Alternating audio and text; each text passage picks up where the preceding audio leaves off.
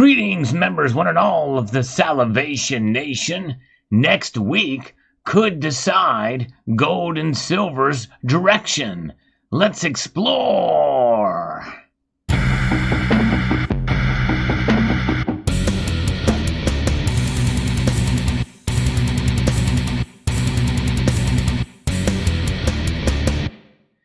These markets are very hard to predict.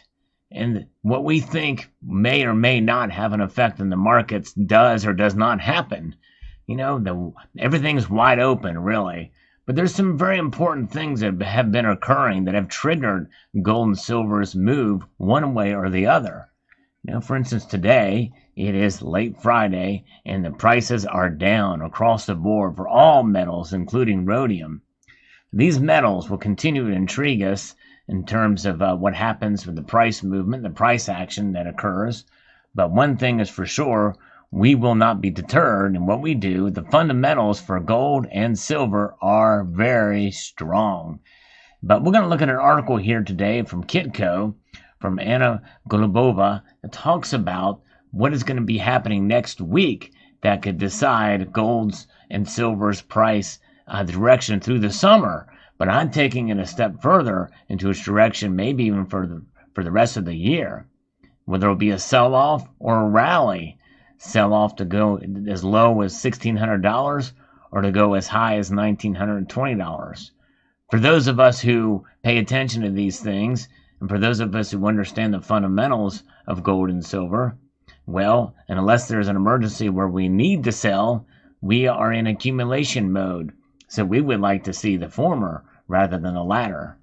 Gold is holding above $1,800 an ounce, but barely. But analysts say that one key driver could either help gold rally to $1,920 or trigger another sell-off to $1,600 next week. The key driver is the U.S. dollar, and amen to that. That's something that I've been preaching for quite a while, that the dollar index is really what drives. It's the thing that brings it all together. We have inflation, we have all these other factors. Those things affect the dollar index, which in terms gold and silver react to it. RJO Futures Senior Commodities Broker Daniel Bovalonis, brings that out, and he's exactly right. Gold was resilient this week, climbing close to $1,830 an ounce despite a firmer U.S. dollar. But the greenback's direction next week could be critical for gold, Pavlonis said.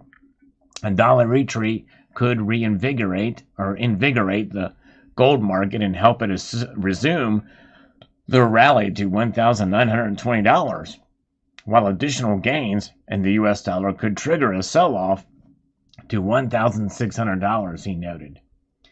It is trapped under the long-term trend line under DXY. The U.S. dollar is either going to break to the upside or roll back. A decline in the U.S. dollar would be good for gold and might be the point we need to get to $1,920, he said. Sell-off to $1,600 would also come into play, or could come into play. On top of that, gold remains very sensitive to the bond market, which could start to see some movement due to the inflation narrative. And that is another factor, too. There are times when the dollar acts in tandem with, as opposed to the opposite of the dollar index. And those are some things that we need to take into consideration here. Gold has to start closing above $1,940 to get emphasis to the upside.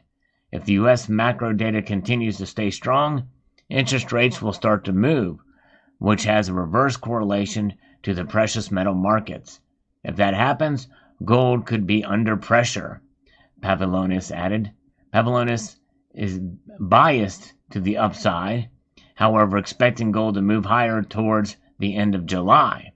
If we can close above $1,840, we got a fair shot back to $1,920, he says. And I tend to agree with him. And you know my feeling about gold overall for this year. On Friday, gold saw some profit taking, which pushed prices down almost 1% on the day. The August COMEX gold futures were last trading at $1,812.60, down 0.9% on the day. After building support above the $1,800 an ounce level this week. Gold is facing a strong resistance level at $1,830 an ounce, said Gainesville Coin's precious metals expert Everett Millman. The 200-day moving average is around 1830. It appears to be strong resistance for gold right now. It also acts as a short-term pop, Millman said. Making things a bit more complicated are drivers pulling gold into different directions. And that's just it. This market is complicated. Things can change very quickly. That's why no one can really say for sure when they give their predictions on where gold and silver is going to go, especially at a specific point of time, even within a year. There are plenty of balanced drivers on both sides, he said. We do have inflation rising, but then we also have central banks around the world potentially tightening a bit. These two dynamics have gold parked in place, Millman explained. And that's actually a very good explanation for sure, because believe you me, once we start to see more tightening by some of these central banks, that is not going to bode well for gold for sure, although it'll just be that, by the way, will be what will be considered transitory, not the other way around. Aside from watching the direction of the dollar next week, oil also remains a major outside market driver. Higher oil prices would mean an uptick in inflation, and that is positive for gold. Year to date, gold is down around 4%. Remember, it got to all-time nominal dollar highs last August. But all of the price consolidation and the supportive macroeconomic environment could mean that gold is ready to resume its rally, said Bloomberg Intelligence senior commodity strategist Mike McGlone. It is the rising U.S. debt to GDP and continuous quantitative easing that will eventually help gold rise back above or towards $2,000 an ounce, McGlone said. And I think that very well could be the case, and that's kind of where I've been saying all along, that we'll see a touch there before the end of the year. Down around 4% in 2021 to July 15th, and having retraced almost 20% from record highs, the metal appears ripe to resume its rally. A potential catalyst for gold to breach $2,000 an ounce resistance is a bit of reversion in the stock market, an extended decline in the U.S. Treasury bond yields from the March peak, he said. We see gold more likely to approach $2,000 resistance than sustain below $1,700 support in the second half of the year. Like bonds, the metal may provide a hedge versus rise in a stock market volatility. So what this culminates to is some data to watch next week. It's not going to be so busy data-wise, but there will be several important releases that we should take into account. Tuesday, markets will be monitoring the U.S. building permits and housing starts figures from June. Then jobless claims and existing home sales are scheduled to be published on Thursday, followed by manufacturing PMI on Friday. Another event to watch will be the European Central Bank monetary policy meeting on Thursday. The meeting should shed more light on whether the new strategy is just window dressing and a formalization of a well-known monetary policy stance, or actually a shift towards more dovishness and even more determined monetary policy easing to achieve what the ECB hasn't achieved for a decade, inflation back to target, said ING economist. On the other hand, there will be no major Federal Reserve comments prior to the July 28th monetary policy meeting.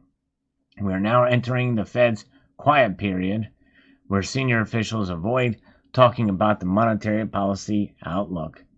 While the data calendar is relatively thin, so we are not expecting major market moves to be driven from the U.S., macro news flow over the coming week, the ING economist added. So that'll be very interesting to see. It had the direction, but there's not made many major moves that be driven from these markets. But the European Central Bank and these other factors, especially when you bring them together, they coalesce, that could make a difference. Because remember, a lot of what happens in the markets is psychologically driven. And it could be the tiniest bit of news, or it could be a geopolitical factor that could come into play as well. Or it could be a domestic political factor here in the United States that could have a play. What if there's news that there's a deal on infrastructure spending to the tune of $3.5 trillion. And that's going to have an effect on the markets, I would dare say. Indeed. Let me know what your thoughts are in the comment section below. I would like to extend a multitude of gratitude to you all for taking the time to watch this video. The next part of what I'm about to say is extremely important, and I don't ever say it lightly. It's just not in passing. And that is to encourage you to please rate this video. Yes, press that thumbs up button with the utmost amount of compassion and care. I would appreciate that so much. Comment on this video. I'm very curious to see what your thoughts are on this. Hit that little notification bell so that you can be apprised of the latest video that makes its way across your device. Share it with all of your friends and your family, your neighbors, your strangers, your pets, your animals, your inanimate objects. Share it with everybody. And after all of that is done, and even before all of that is complete, you can always hit that subscribe button.